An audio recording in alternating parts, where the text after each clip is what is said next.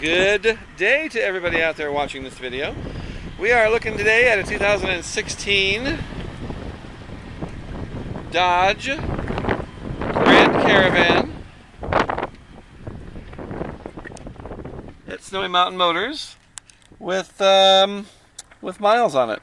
With what are the miles? The stupid thing isn't. Hang on, I'm trying. Gate, door, there it is. 53,044 miles when we took it in. There we go. It's a cloth interior, power seat.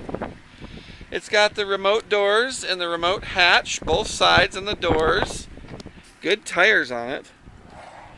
Manual rear seat, but power hatch, as I mentioned.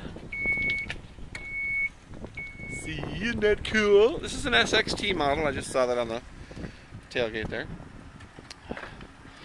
And as far as features and whatnot go, it's kind of the standard radio, but it's dual zone climate control. Seats are great.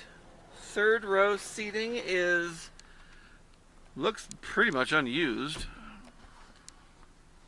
Second row with the fold-away Stow N Go bench, or buckets I mean.